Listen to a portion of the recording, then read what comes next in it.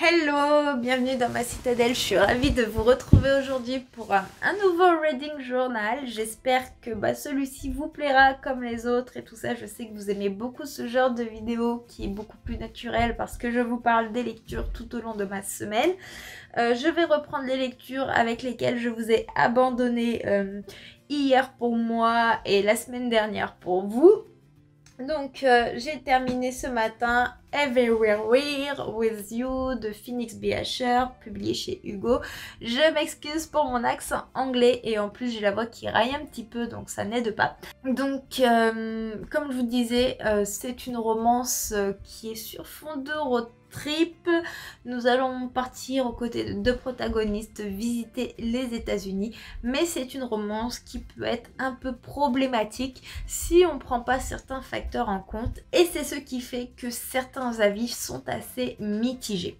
Donc je vais vous parler du résumé et vous évoquer un petit peu la problématique qui moi ne m'a pas tant gênée que ça, mais parce que j'ai pris certains paramètres en compte.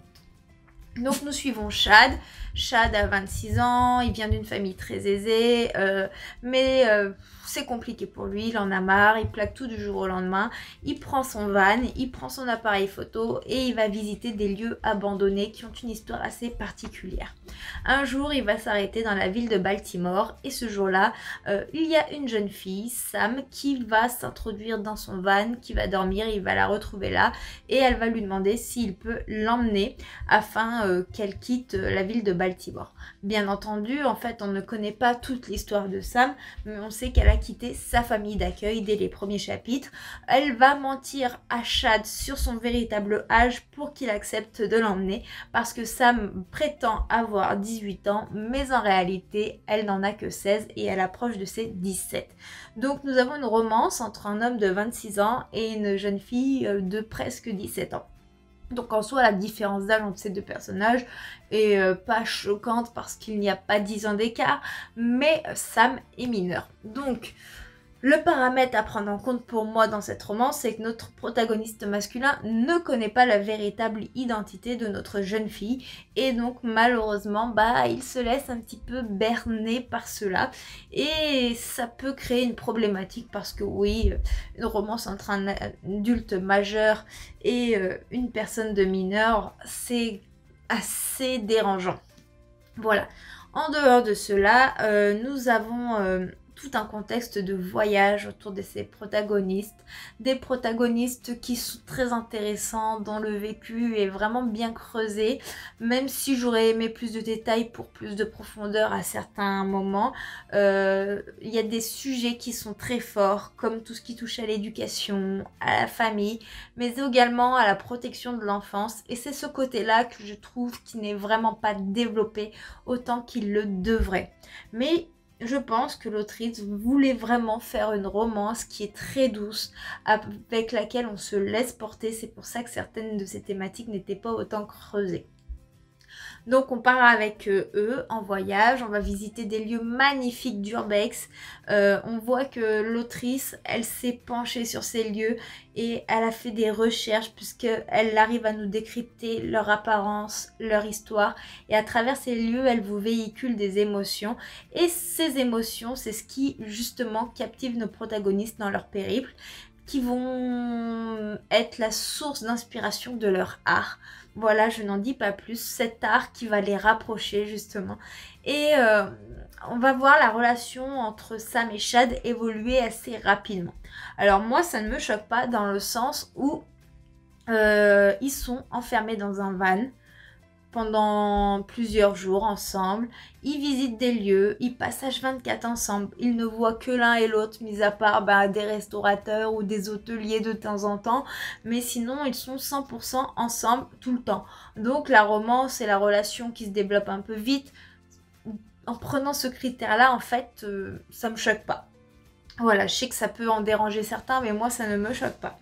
Ensuite, comme je vous ai dit, nous avons des personnages profonds, nous avons des thématiques qui sont graves. Donc ces thématiques, elles sont pas assez creusées pour rendre de l'émotion, mais malgré tout en fait l'histoire elle est douce, on se laisse bercer, on voyage, donc j'ai passé quand même un agréable moment lecture, même si ce n'est pas un coup de cœur. Voilà, donc moi j'ai pas avancé dans la lecture commune de Nevernight depuis hier. J'ai commencé à lire la partie d'hier et puis j'avais une énorme migraine et puis en plus bon, je pense que je commence à m'enrhumer parce que j'ai la gorge qui gratte un petit peu, j'ai le nez qui coule. Donc forcément ça a un peu freiné ma lecture, mais les filles m'ont dit que la partie d'hier du jour de la lecture commune de Nevernight était vraiment intense et qu'il était impossible de s'arrêter. Donc aujourd'hui le programme ça va être de terminer la lecture d'hier et de faire celle d'aujourd'hui. Je reviendrai sûrement vous en parler demain ou mercredi parce que j'aurai terminé à ce moment-là cet opus-là. Et je pourrai du coup vous parler du tome 2 de Nevernight. J'ai vraiment hâte. Pour l'instant, ce tome m'a réservé de très très belles surprises. Et là, le programme de la fin de journée, ça va être d'aller me prendre mon petit goûter parce que le goûter, c'est sacré. Et de vous tourner un point lecture. J'ai hésité à me dire de vous le tourner ou pas parce que comme je suis pas au milieu de ma forme parce que j'ai très très mal dormi cette nuit et puis que j'ai un petit peu mal à la gorge, je me suis dit bon, parler ça va pas être très agréable, mais j'aime pas me mettre la pression non plus pour les vidéos et j'aime bien toujours avoir un point lecture d'avance et là je n'en ai plus d'avance donc je vais le faire. En plus j'aime bien vous parler de mes avis lecture pendant qu'ils sont encore frais dans ma tête, même si je m'appuie toujours sur mon carnet de lecture où je note mon sentiment au fur et à mesure de mes lectures, voilà. C'est pas pareil quand on n'a plus le livre en mémoire. Donc je vais vous laisser pour aujourd'hui. J'espère que tout va bien pour vous, que vous profitez de vos vacances si vous êtes en vacances, que ça se passe bien au travail si comme moi vous travaillez, que les vacances sont déjà passées ou seront à venir plus tard. Et puis je vous retrouve très prochainement pour vous parler de la lecture.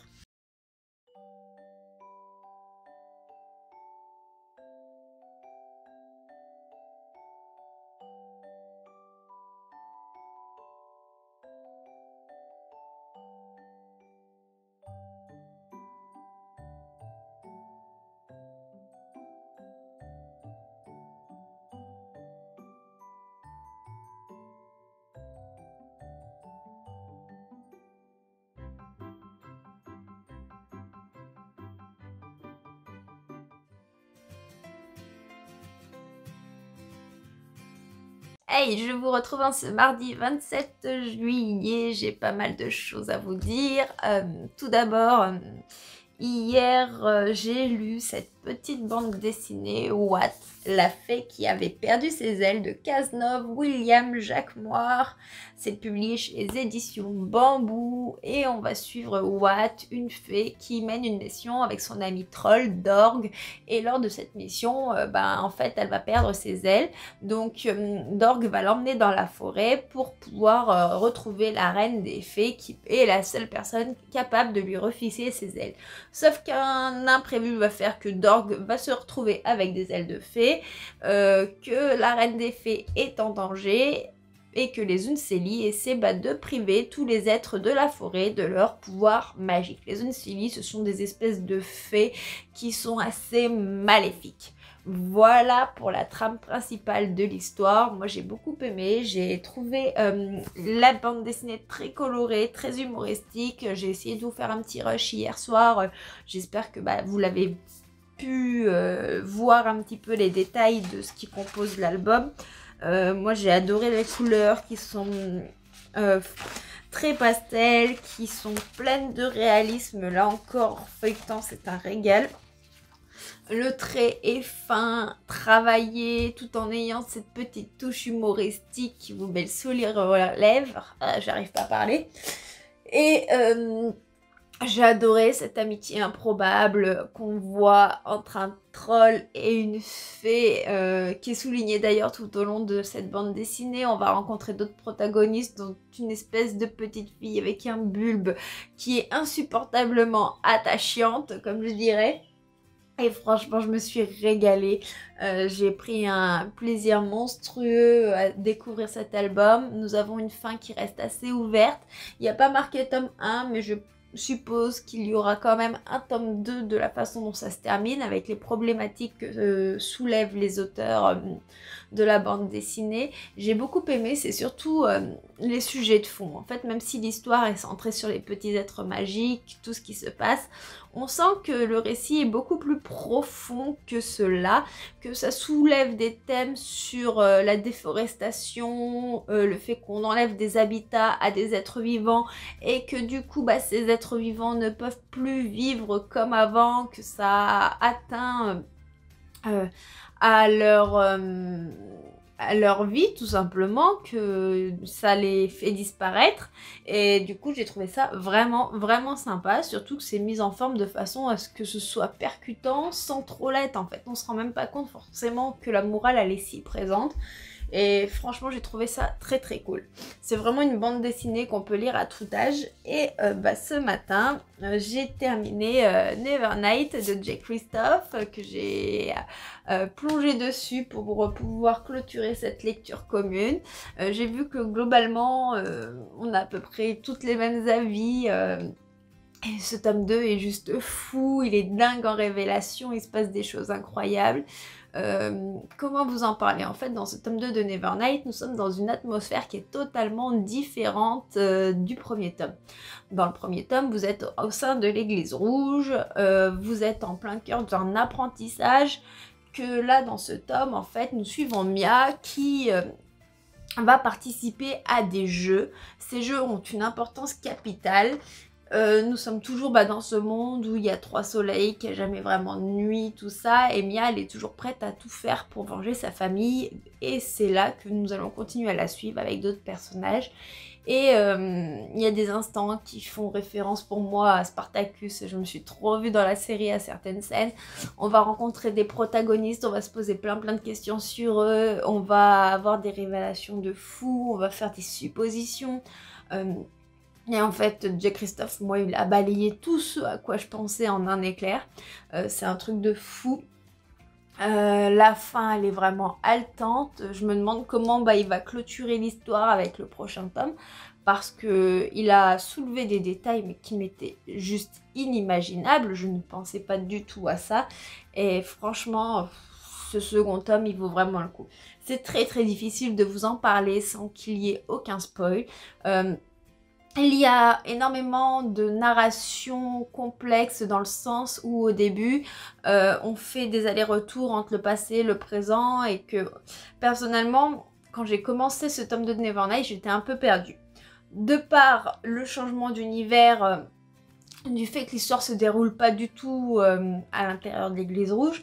Et en plus, on a vraiment cette alternance, comme dans le premier tome, entre le passé et le présent. Et au début, c'est un petit peu perturbant. Mais une fois qu'on a passé cet aspect-là, l'histoire devient passionnante, haletante. On s'attache au personnage, on se pose des questions. On est bercé dans l'action parce que, croyez-moi, dans ce tome, l'action ne manque vraiment pas. C'est assez noir. Moi personnellement j'ai adoré Mia, j'ai adoré l'humanité qu'elle dégage. J'ai juste eu un petit manque d'un personnage qui est très présent dans le tome 1 que l'on ne voit pas dans ce tome 2. C'était vraiment beau. J'ai vraiment hâte de lire la suite. Quand j'ai terminé cette lecture, les seuls mots qui me sont venus c'est « Oh mais putain c'est quoi cette fin ?» J'étais là, ouais ok. Donc ouais. J'ai hâte de lire le tome 3, faut que je réfléchisse, que je me pose sur cette lecture, que je mette des mots et que je réfléchisse à comment vous en parler dans un point lecture et dans une chronique écrite sans vous spoiler, parce que croyez-moi, c'est vraiment très très difficile. Et avant de me coucher, hier soir, j'ai commencé cette petite romance, The Revenge Plan de Lyda Kagé. Mon marque-page veut se faire la malle, c'est publié dans la collection H de chez Harlequin. Et pour l'instant, c'est une romance où nous suivons Haven qui a surpris son copain en train de la tromper avec sa colocataire sur leur canapé. Suite à ça, elle va prendre la fuite et elle va rencontrer, comment il s'appelle déjà, Wick, qui est l'ennemi juré de son conjoint, si je peux dire ça comme ça, et donc celui-ci va l'héberger. Voilà. Je n'en sais pas plus pour le moment. Je vous avoue que la façon dont ça a démarré, j'ai trouvé ça un peu bizarre. Mais bon, je n'ai lu que 3 chapitres, donc il me faut me laisser un petit peu plus de temps pour pouvoir vous en faire un retour un peu plus travaillé. Voilà pour ce qu'il en est de mes lectures. Hier soir avec Gauthier, on s'est terminé du coup Falcon et le soldat de l'hiver, la série qui va parler du personnage de Falcon dans l'univers Marvel après ce qui s'est passé dans Endgame. Et franchement, la série est plutôt sympa. Même si je trouve qu'il y a beaucoup de longueur. Mais bon, je suis habituée aux films Marvel qui ont de l'action tout du long. Donc là, c'est vrai que c'est un petit peu particulier, ça change totalement. Mais j'ai bien aimé les morales qui sont présentes, voir les personnages un peu plus dans leur milieu naturel, si je peux dire ça comme ça. Et c'était vraiment très très intéressant. J'ai beaucoup apprécié l'atmosphère. Et je sens que tout ce qui se passe là, ça va avoir une importance capitale pour la suite de la cinématique Marvel. Ce soir, on va sûrement s'attaquer à la série Loki. Et après, on sera à jour. Voilà, voilà. Donc sur ce, je vais vous laisser. Je vais compléter mon carnet de lecture. Je vais faire un petit peu de ménage et puis je vais filer travailler.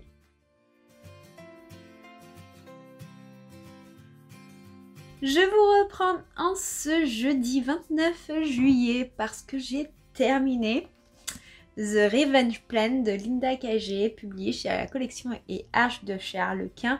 Hier, j'ai passé énormément de temps dans cette lecture qui m'a fait un bien fou au moral, vous n'imaginez même pas. Dès que j'avais du temps libre, je me suis plongée dedans. Et même s'il y a des choses qui m'ont paru complètement what the fuck, et en fait, je me suis régalée. Je pense qu'en fait, avec le lecteur, ce livre, ça passe ou ça casse. Il y a des thématiques, il y a des descriptions qui font complètement lever les yeux au ciel. Et ça paraît tellement incohérent. Et pourtant, moi, ça m'a fait rire. Franchement, ça m'a fait passer un excellent moment. Bon, c'est peut-être bien que je vous parle de mon ressenti, mais si je vous faisais le résumé de l'histoire, ce serait encore mieux. En fait, dans Revenge Plan, on suit Haven. Celle-ci rentre des courses et puis bon, en rentrant dans son appartement étudiant, elle surprend sa colocataire en train de se faire prendre sur le canapé par son conjoint.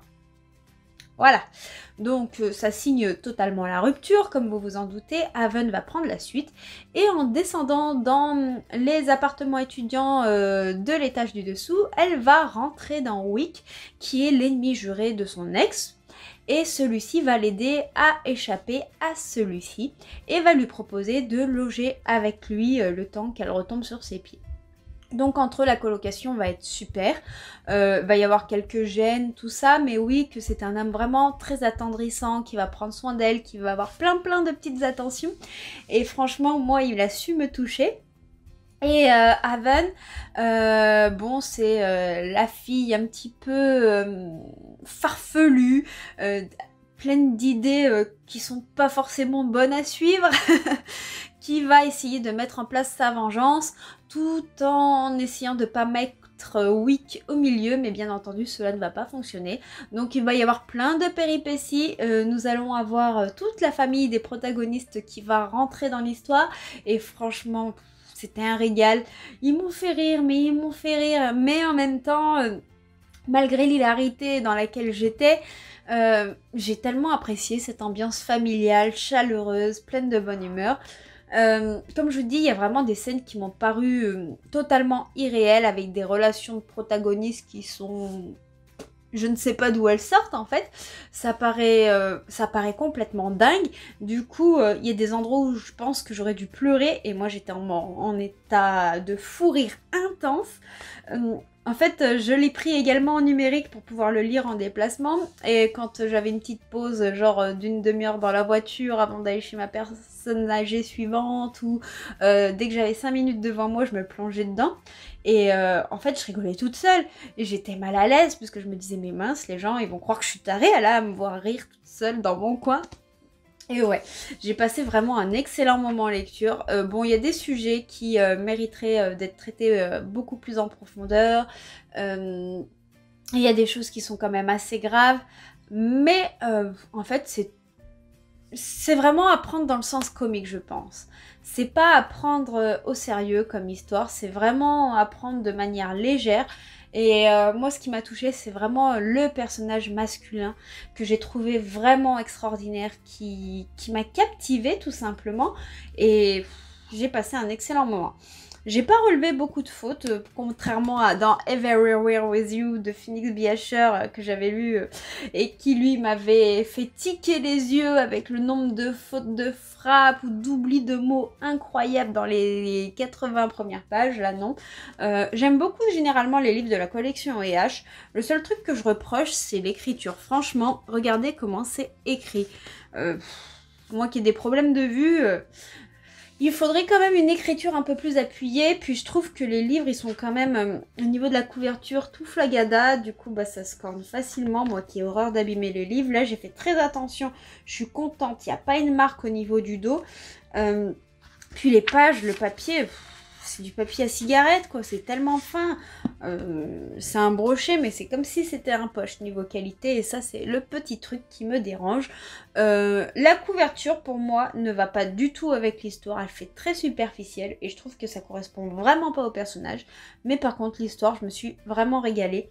Mais je pense que cette histoire, ça passe ou ça casse avec le lecteur. À mon avis, il y a très peu de chances qu'il y ait un entre-deux. Moi, au début, quand j'ai commencé à lire, je me suis dit, mais dans quoi je m'embarque? Mais pourquoi je rigole? Là, c'est censé être triste. Et en fait, j'ai tellement ri que ça m'a fait passer un bon moment. Et donc, ces petits trucs qui ont pu me chagriner, bah, comme j'ai passé un bon moment, en fait, je passe outre.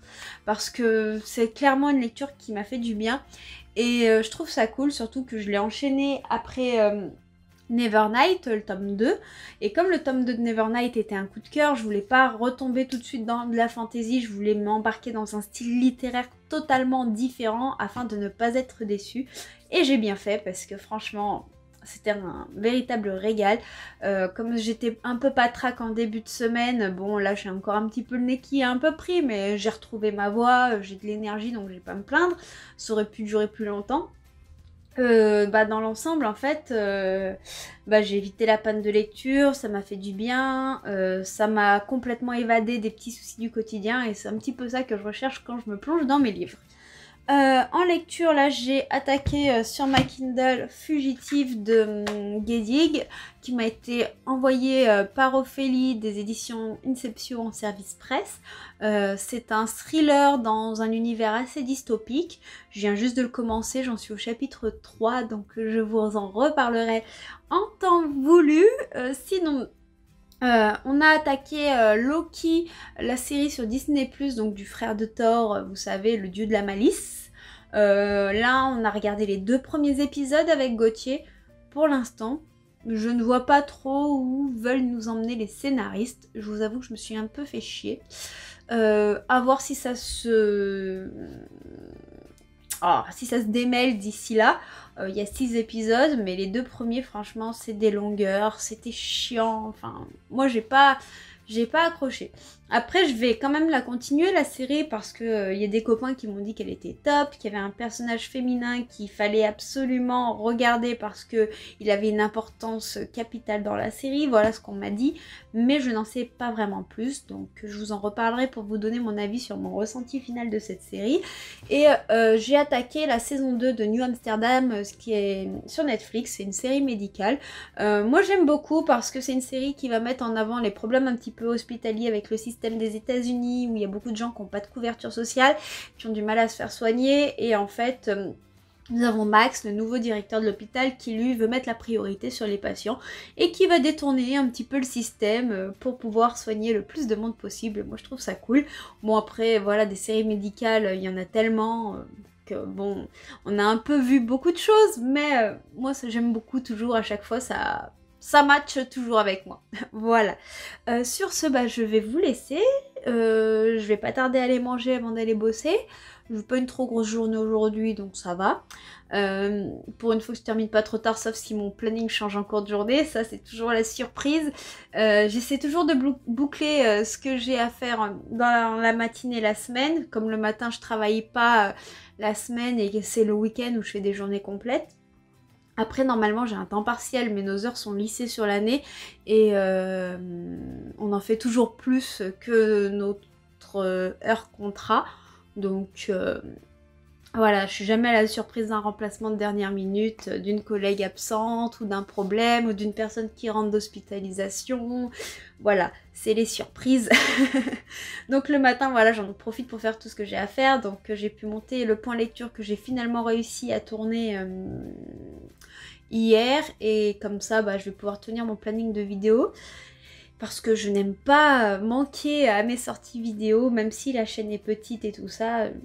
Voilà, j'aime bien être rigoureuse et puis je suis un peu maniaque sur ce genre de choses. Et j'ai monté la vidéo ce matin, j'ai uploadé le vlog que vous aurez ce vendredi-là. Et voilà, donc on est déjà pas mal. Sur ce, j'arrête de blablater. Je vais aller manger et puis il va falloir que j'aille bosser quand même, ce serait pas mal pour pouvoir mettre un petit peu de nourriture dans mon assiette.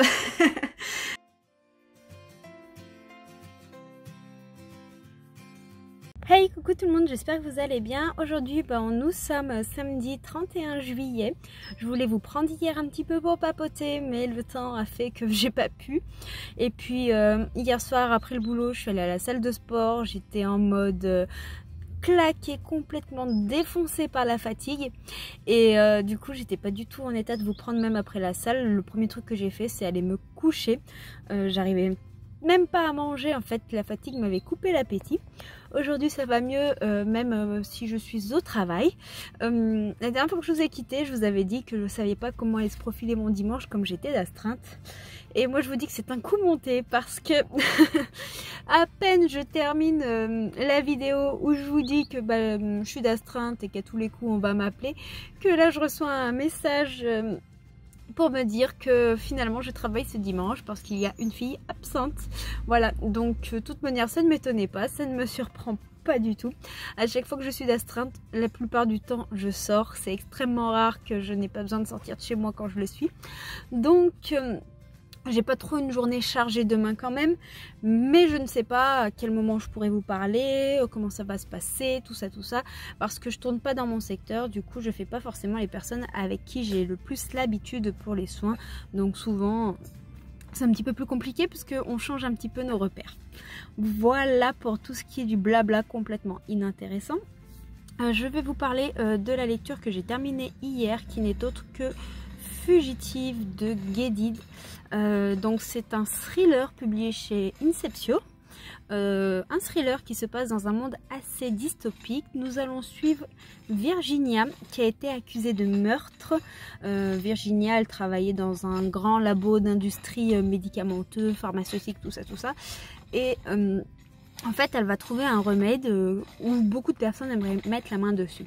Et un jour, elle va se réveiller à l'hôtel et elle va retrouver un cadavre mort dans le même lit. Elle va tout de suite être accusée de ce meurtre où elle n'y est absolument pour rien. Et comme nous sommes dans un monde où la peine de mort a été rétablie, forcément elle aura tout de suite la peine capitale. Sauf que le médicament qu'elle a conçu va permettre de sauver sa sœur. Donc va s'entamer une course-poursuite pour la retrouver. Mais elle va tout faire pour arriver à l'hôpital où est hospitalisée sa petite sœur afin de la sauver. Voilà, donc c'est un roman qui fait 185 pages, si je vous dis pas de bêtises. Moi je l'ai lu en numérique, donc c'est vrai que je m'en rends pas forcément compte. Et on rentre tout de suite dans le vif du sujet, c'est-à-dire qu'on est tout de suite au sein de la course-poursuite. Donc on apprend les circonstances quelques pages après de comment ça se passe. Mais moi je trouve un petit peu regrettable que en fait on n'assiste pas à la découverte du médicament par Virginia et ensuite à ce qui s'est passé pour qu'elle soit accusée de meurtre avant d'être dans la course poursuite elle-même. Ce qui fait que finalement, comme tout va très très vite, j'ai pas eu le temps de m'attacher au personnage. En plus, on a une multitude de points de vue. On a le point de vue de Virginia, on a le point de vue de sa maman, on a le point de vue de la sœur de Virginia et on a en même temps le point de vue de des inspecteurs. Enfin voilà, on a vraiment beaucoup de points de vue. Donc moi je me suis un peu perdue là-dedans. Une fois qu'on lit 2-3 lignes, on s'y retrouve, hein, attention. Mais ouais, j'aurais aimé avoir un peu plus de développement. En plus, on se trouve en 2072, je crois. Quelque chose comme ça. Je sais plus trop. Et j'ai envie d'en savoir plus tout simplement sur la façon dont les choses se passent, le monde et comment le monde il est. Et j'ai énormément d'interrogations. Donc c'était une bonne lecture, mais il manquait beaucoup de développement pour que celle-ci soit vraiment intéressante et intrigante. Voilà pour mon avis. Après, je ne suis pas une spécialiste dans le thriller parce que moi je lis plus de l'imaginaire et de la romance, mais ça m'empêche pas d'en apprécier un de temps en temps. D'ailleurs, si vous en avez à me conseiller, n'hésitez pas à les mettre en commentaire parce que je vous avoue que c'est pas forcément le genre où je suis le plus adepte des sorties que je connais le mieux. Voilà, là j'ai attaqué une nouvelle lecture qui est Les secrets de Wood Hills de S.L. Borowski, si je vous dis pas de bêtises, où nous suivons Violette qui a été virée de plusieurs lycées, qui va retourner à Wood Hills vivre avec sa sœur. Elle va rentrer dans un nouvel univers, découvrir un nouveau lycée et je n'en sais pour l'instant pas beaucoup plus puisque j'en suis vraiment qu'au tout début. Sur ce, je vous laisse, je vais retourner travailler et puis j'essaierai de vous montrer tout à l'heure mon nouveau carnet de lecture, enfin celui qui va remplacer celui que j'ai actuellement parce que il est bientôt plein.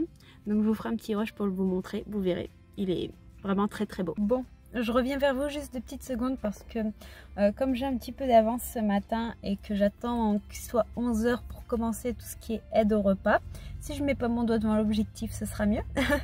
Je profite de ce petit temps de répit pour lire quelques lignes et là je suis affreusement perturbée parce que je suis au chapitre 4 ou 5 des secrets de Wood Hills de S.L. Borowski et en fait là notre héroïne elle rentre en classe et elle voit 4 mecs super magnétiques qui ont tous été adoptés arriver dans la classe et ça me perturbe trop parce qu'en fait quand je lis la scène j'ai l'impression de me revoir à l'époque où j'étais ado, que je lisais Twilight, que j'allais voir les films au cinéma.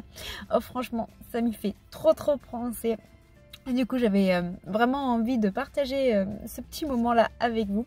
Je reviendrai vous en parler dès que j'aurai avancé, mais là mon petit temps de lecture est terminé.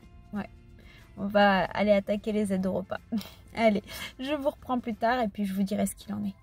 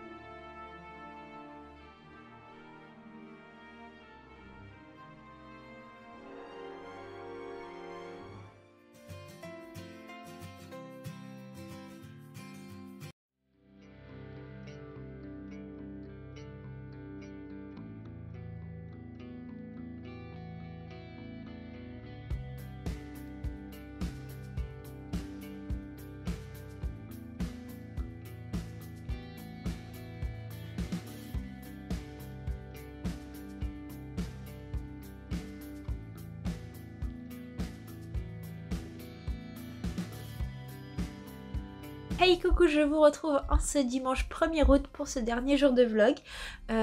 Aujourd'hui a été une journée assez mouvementée parce que ce matin je me lève pour aller travailler. Je me prépare tout ça, je monte dans la voiture et là plus de batterie. Qui c'est qui avait oublié d'éteindre les phares hier soir? Ouais, c'est bien moi. C'est pas la première fois que ça m'arrive, mais sauf que sur ma voiture en temps normal, là j'ai toujours la voiture que m'ont prêté mes parents. Ma voiture personnellement en fait elle avait des feux automatiques, donc je me préoccupais pas de l'éclairage et tout ça. Et sur celle-ci j'oublie systématiquement, sauf que souvent quand on va à la salle de sport, je m'en rends compte quand je ressors de l'appartement et je fais oh mince, j'ai oublié les phares, donc là je vais chercher les clés, je les éteins, voilà. Sauf qu'hier soir, on n'est pas allé à la salle de sport parce que c'était samedi et donc je ne me suis pas aperçue que j'avais laissé les feux allumés, donc plus de batterie. Donc, alors pendant ma petite pause de la matinée, ça s'est résumé à aller acheter des pinces à Carrefour en catastrophe et puis redémarrer la voiture. Du coup, Gauthier m'avait... Pardon, j'ai avalé ma salive de travail. Gauthier m'avait... dépanné de sa voiture pour mes premières interventions de la journée. Ensuite j'avais une petite coupure d'1 heure qui m'a servi à aller chercher des pinces, démarrer la voiture et puis je suis repartie bosser. Et puis du coup en rentrant on a terminé de regarder la série Loki. Bon personnellement moi je suis pas convaincue par cette série là. N'hésitez pas si vous l'avez regardée à me dire ce que vous en avez pensé parce que franchement j'ai trouvé l'univers particulier. J'ai vraiment du mal à voir là où ils veulent en venir et il y a énormément de longueur, je me suis un petit peu ennuyée et c'est dommage parce que c'est un personnage que j'aime beaucoup dans l'univers Marvel. Et là on a recommencé à regarder WandaVision, donc moi je l'avais déjà regardé à sa sortie parce que j'avais trop envie de la voir cette série, mais Gauthier ne l'avait pas encore regardée, donc on la regarde de nouveau à deux pour que lui se mette à jour dans les séries Marvel. Et puis mon anniversaire étant le 7 août, Gauthier m'a fait ma petite commande livresque d'anniversaire. Il a pioché des livres qui étaient dans ma wishlist, mais il était assez impatient de me les offrir, il n'avait pas forcément envie d'attendre mon anniversaire qui est très très bientôt, donc il m'a dit bah si tu veux ouvre-les, donc je vais vous montrer un petit peu tout ça. Alors il m'a commandé ce qui me manquait des Princesses Sarah de Audrey Alouette, Nora Moretti et Duclos. Donc voilà, il me manquait le tome 9, 10, 11, 12 et 13. Le 14 n'est pas encore sorti, il est en cours de création. Et j'ai trop hâte de découvrir la suite des aventures de Sarah, parce que si vous me suivez depuis un petit moment, vous savez que j'en suis complètement dingue de cette bande dessinée. Et je pense que je vais les lire très très très prochainement, il y a énormément de chance. Pendant mes vacances, je sais pas si vous vous rappelez, j'avais lu le premier tome d'une trilogie de Sirène. Et donc j'ai la suite avec le tome 2 de Sérens, Mirage, toujours de Mélissa Scanu, publié chez les éditions Plume Blanche. Encore une fois, elles ont fait un travail éditorial de dingue. Regardez-moi ça, cette beauté, c'est magnifique. Et donc j'ai vraiment hâte de voir ce qu'il en est, comment ça se passe à la Mainte et tout ça par rapport à ce qui s'est passé dans le tome 1 et les révélations de dingue que l'on avait. Ensuite, je sais pas si vous vous souvenez, l'année dernière j'avais lu Eleanor and Gray de Brittany Sechéry qui avait été un énorme coup de cœur. C'est une lecture qui m'avait émue, qui m'avait mis les larmes aux yeux, les personnages ils étaient beaux, tout ça. Et donc il m'a pris le premier tome du spin-off, donc London et Shay, le tome 1, toujours publié chez Hugo. Et cette fois-ci du coup nous allons suivre Shay qui est la cousine de Eleanor et nous allons suivre London qui est le meilleur ami de Gray. Et en fait on apprend dans Eleanor and Gray que London et Shay ils sont sortis ensemble mais ça s'est pas très bien passé et on les voit aussi plus tard avec l'évolution des relations, mais ils ne peuvent toujours pas se piffrer. Il y a des choses qui sont très très compliquées, beaucoup de non-dits, donc j'ai hâte de voir que va donner leur histoire. Et je ne parle pas français. Ensuite, le dernier livre qu'il m'a offert pour mon anniversaire, du coup, c'est À tous les cœurs que j'ai brisés de Laura S. Wilde et c'est publié chez Hugo New Romance, toujours. Et là, nous allons suivre Nolan et Juliette qui ont 9 ans, qui vont vivre une histoire et tout ça. Mais le temps va faire qu'ils se sont séparés et nous allons suivre l'histoire de leur retrouvailles. Et franchement, j'ai trop hâte de voir ce que ça va donner. En plus, moi, la plume de Laura S. Wilde, je l'adore. J'avais adoré Après la tempête de cette autrice. Je crois qu'il est par là le livre, je sais plus. Ah, Il est caché. Bon, tant pis, je ne pourrais pas vous le montrer, mais j'avais adoré Sous la tempête. C'est pas Après la tempête. Ou Après la tempête. Oh, c'est quoi le titre? Bref, voilà, j'avais adoré ce livre de cette autrice et du coup j'ai vraiment, vraiment très envie de découvrir celui-ci. En plus, j'y ai vu de très très bons avis, du coup j'ai encore plus hâte de le lire. Et le livre que j'ai lu hier soir, je voulais vous en parler également. J'ai lu le manga À tes côtés de Megumi Morino, qui est le tome 2. Alors je sais pas si vous vous souvenez du tome 1, je vous en avais parlé il y a quand même plusieurs mois maintenant. Le tome 1 va nous retracer l'histoire de Hotaru et Ananoi. En fait, Hotaru est une jeune lycéenne, comme les autres, mais qui croit qu'elle ne sait pas aimer, elle comprend pas ce que c'est les sentiments. Et Ananoi, lui, c'est un garçon qui plaît beaucoup, mais qui a un caractère assez particulier, qui a tendance à tout donner à l'être aimé, et il va se faire plaquer par sa copine. Il pleut, il est assis sur un banc, donc qu'est-ce que va faire Hotaru? Elle va aller le voir et elle va lui tendre son parapluie, et suite à ça, en fait, il va tout faire pour que celle-ci devienne sa petite amie. Sauf qu'elle, ne sachant pas ce que c'est aimer, ne veut pas forcément être sa petite amie, et ils vont donc déterminer une période d'essai. Et nous sommes dans un manga à la découverte des sentiments, où on apprend à connaître nos personnages, à les voir vivre des choses, et surtout à bien faire connaissance, plein de choses comme ça. J'ai trouvé ça très très mignon, j'ai beaucoup aimé l'évolution dans ce tome 2 parce que le tome 1 est très introductif, il nous met l'histoire en place, et ce tome 2 il va vraiment dénoter par rapport au tome 1.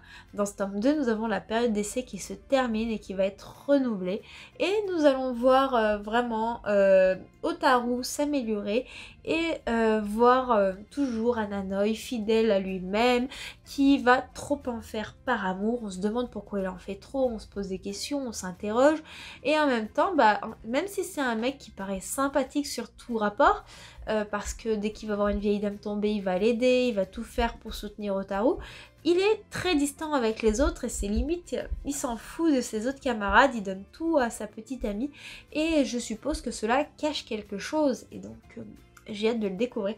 Mais en tout cas, je me suis enveloppée dans une bulle de douceur, les graphismes sont très beaux, très fins, très épurés, et ça va parfaitement avec l'histoire. Donc voilà pour la lecture terminée, mes lectures nouvelles qui vont venir enrichir ma pile à lire. Et j'ai pas bien avancé encore dans les secrets de Wood Hills, j'en suis au chapitre 9 ou 10, donc par rapport à hier c'est assez misérable. Mais c'est plutôt bien parti, c'est assez interrogatif, même si je trouve qu'il y a beaucoup de choses qui sont similaires avec Twilight. J'attends de voir où va en venir l'autrice, donc je vous en parlerai dans le prochain vlog. Voilà pour les lectures, les séries et les petites bourde que je fais au quotidien. En tout cas, j'espère que ce vlog vous a plu. Comme d'habitude, n'hésitez pas à commenter, liker, partager, me parler de votre lecture en cours. Ça me fait toujours plaisir d'en parler avec vous en commentaire, de vous répondre, même si c'est pas dans la minute parce que je suis souvent au travail à l'heure où mes vidéos sortent.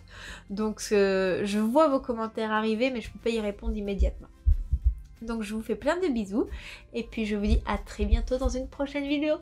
Ciao ciao.